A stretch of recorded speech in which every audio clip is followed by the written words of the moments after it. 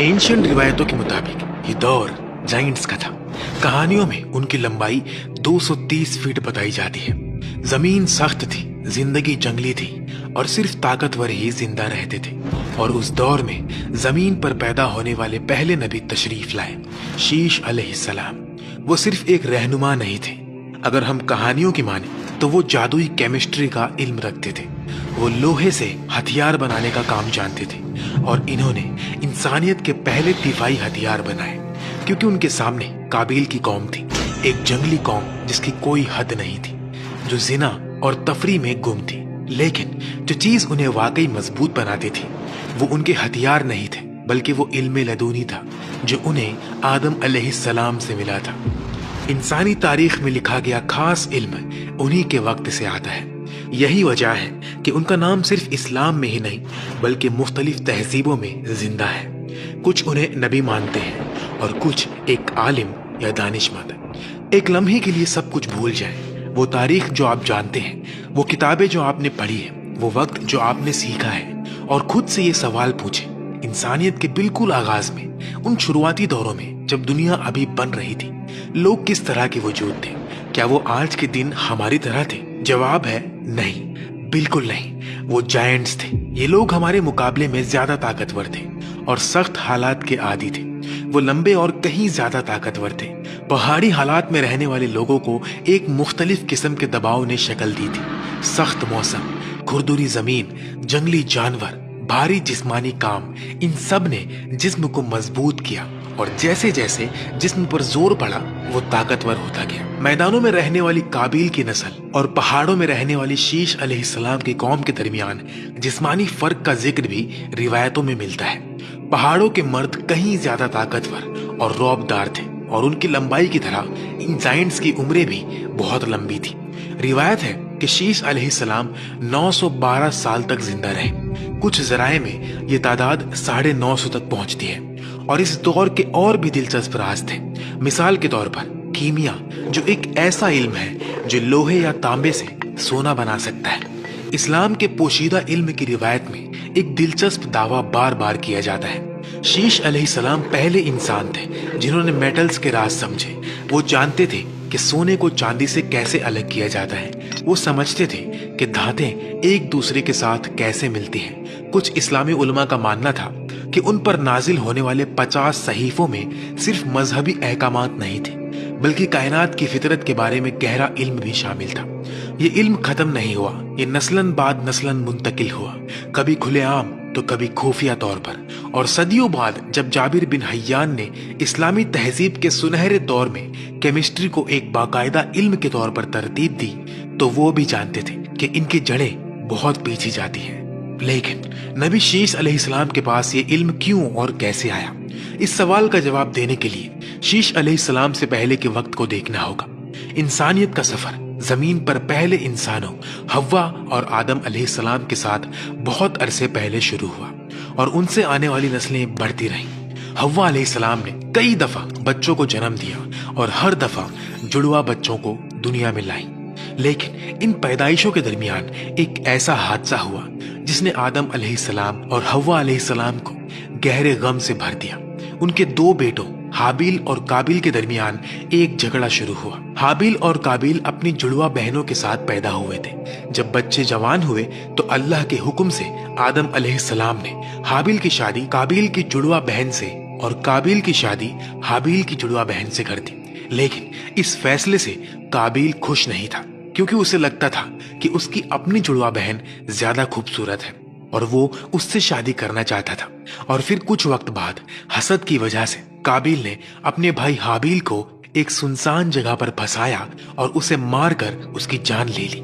ये इंसानियत की तरफ से जमीन पर पहला खून खराबा था।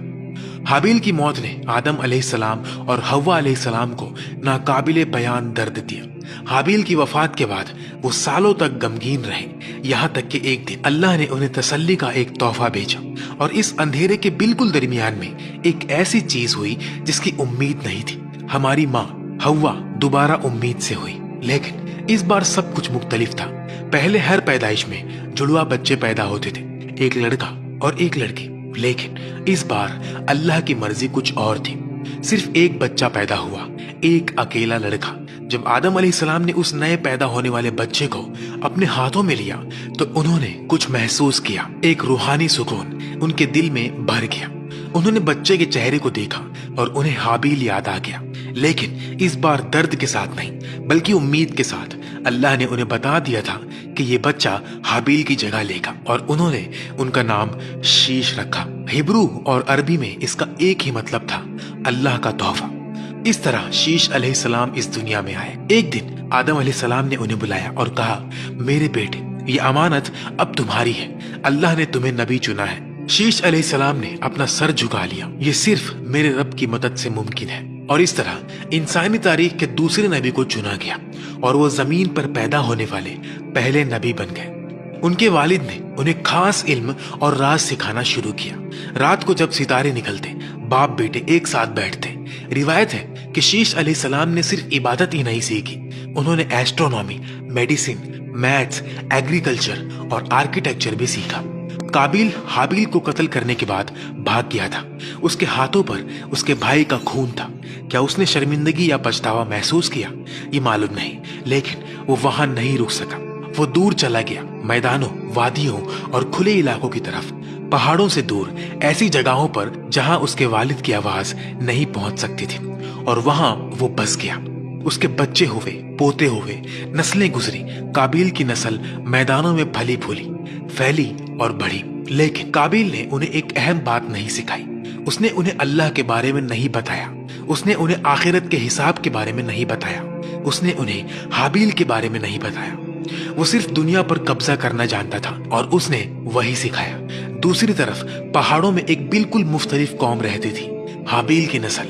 شیش علیہ السلام کی قیادت میں جمع ہونے والے لوگ جو عبادت کرتے اور ایک دوسرے کی حفاظت کرتے تھے۔ ان کی زندگی سادہ تھی، سخت تھی، پہاڑوں کا سخت موسم، پتھریلے راستے، محدود وسائل، لیکن ان کے دلوں میں سکون تھا۔ بہت عرصے تک شیش علیہ السلام کے لوگوں نے عبادت کو اہمیت دی اور اپنے ایمان کی حفاظت کی۔ وہ پہاڑوں میں ایک سادہ لیکن پاک زندگی گزارتے تھے۔ کبھی کبھی وہ دور سے اس دولت، تفریح اور مواقع کو دیکھتے جو میدانوں میں قابیل کی نسل میں بڑھ رہے تھے، لیکن جب وہ دیکھتے تو واپس مڑ آتے، کیونکہ ان کے نبی نے انہیں سکھایا تھا کہ چمک سچائی کی دلیل نہیں ہے، لیکن یہ اصول کتنی دیر تک قائم رکھا جا سکتا تھا۔ نسلیں گزر رہی تھی، نئے لوگ بڑھ رہے تھے، اور ہر نئی نسل نہ صرف اصولوں کے ساتھ بڑی ہوئی بلکہ سوالوں کے ساتھ بھی۔ ہم مل کیوں نہیں سکتے؟ ان لوگوں میں ایسی کیا بات ہے؟ کیا وہ ہمارے رشتہ دار نہیں ہیں؟ سوالات فتنے کے پہلے بیج تھے۔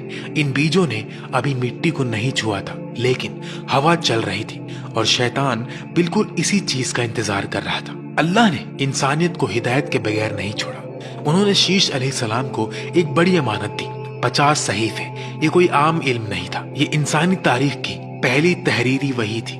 اب سچائی کی حفاظت نہ صرف باتوں سے بلکہ تحریر کے ذریعے بھی ہونی تھی۔ ان صحیفوں میں کیا تھا؟ صرف عبادت نہیں بلکہ خود زندگی، ایک معاشرے کو کیسے چلانا چاہیے، انصاف کیسے قائم کیا جائے، لوگوں کے درمیان اختلافات کو کیسے حل کیا جائے۔ یہ بہت ضروری تھا کیونکہ انسانیت پہلی دفعہ ایک منظم نظام سے مل رہی تھی، لیکن وادیوں میں بہت دور کچھ اور بڑھ رہا تھا۔ جیسے جیسے علم لکھا جا رہا تھا، گناہ خاموشی سے اپنی جڑیں پھیلائے جا رہا تھا، اور بہت جلد یہ دونوں آپس میں ٹکرانے والے تھے، اور شیطان نے اپنا پہلا بڑا منصوبہ بنایا۔ کہانیوں کے مطابق اس نے ایک انسان کی شکل اختیار کی، ایک خوبصورت نوجوان، کوئی ایسا جس پر لوگ آسانی سے بھروسہ کر سکے، جس پر کوئی شک نہ کرے، اور وہ وادی میں رہنے والے لوگوں کے درمیان گھل مل سکے۔ وہ ایک لوہار کے پاس گیا اور بولا، مجھے اپنا شاگرد بنا لے، اور اس نے وہاں کام شروع کر دیا۔ دن گزر گئے، کسی نے اس پر شک نہیں کیا کیونکہ وہ صبر کرنے والا تھا۔ پھر اس نے ایک چھوٹا سا کام کیا، لیکن اس چھوٹی سی چیز نے انسانی تاریخ کو بدل دیا۔ اس نے لوہا لیا، اسے شکل دی اور اس سے ایک آواز نکالی، ایک مختلف آواز، ایک ایسی آواز جو پہلے کبھی نہیں سنی گئی تھی۔ لوگ مڑے، قریب آئے، وہ متاثر ہوئے۔ پھر اس نے ایک اور کام کیا، اس نے ایک بانسری بنائی، اس میں پھونک ماری، ایک اور آواز، پھر پہلی بانسری، پہلی ردم، پہلی طرز۔ لوگ حیران رہ گئے، یہ صرف ایک آواز نہیں تھی، اس نے دل کو چھوا، اور پہلی دفعہ انہوں نے خود کو بھولنا شروع کر دیا۔ یہ شیطان کا منصوبہ تھا، एकदम से नहीं बल्कि कदम बा कदम उन्हें इबादत भुलाना, इस तरह कि उन्हें एहसास भी ना हो।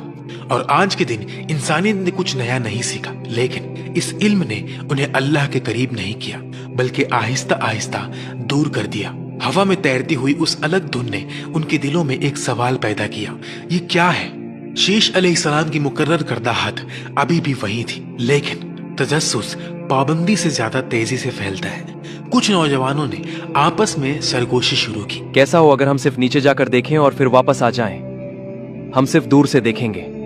ये सोच छोटी लगती थी, लेकिन दरअसल ये उस दरवाजे की चाबी थी।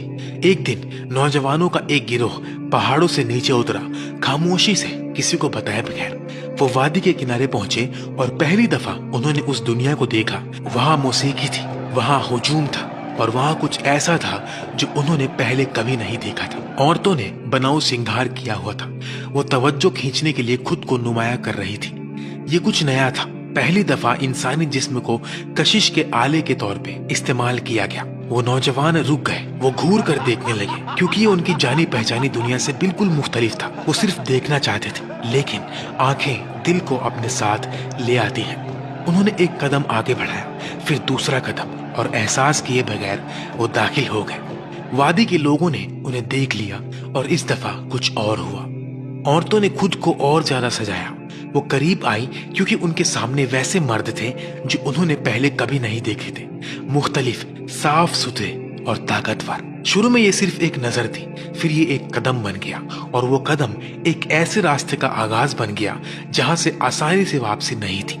पहाड़ों के वो नौजवान भले वादी में ना रुके हों, लेकिन जो कुछ उन्होंने वहां देखा वो उनके साथ वापस आया। उनके दिमागों में, उनके दिलों में, उनकी ख्वाहिशों में वहां कुछ है। उन्होंने कहा, इसे बयान नहीं किया जा सकता, इसे महसूस करना जरूरी है। और इस तरह उन नौजवानों के जरिए ये सब उस कौम में फैल गया। धीरे धीरे ज्यादा लोग नीचे जाने लगे, और फिर कुछ वक्त के बाद सिर्फ देखना काफी नहीं था, अब वो लुफ्त अंदोज होने लगे। इंसानी तारीख में पहली बार हराम ताल्लुकात का आगाज हुआ, पहले काबिल की कौम में और फिर हाबील और शीश अलैहिस्सलाम की कौम में। जब सुबह हुई, कुछ लोग पहाड़ों की तरफ वापस गए, लेकिन उनमें से कोई भी पहले जैसा नहीं था। शीश अलैहिस्सलाम ने यह देखा, उन्होंने उन्हें बार बार मुतनब्बे किया, लेकिन कुछ दिल पहले ही फिसलना शुरू हो चुके थे। जो नौजवान काबिल की तरफ नीचे गए थे, वो अपने गुनाहों का बोझ फैलाना चाहते थे और अपने लोगों को भी इसका आदी बनाना चाहते थे। दूसरे हफ्ते एक और बड़ा गिरोह नीचे गया, तीसरे हफ्ते इससे भी ज्यादा।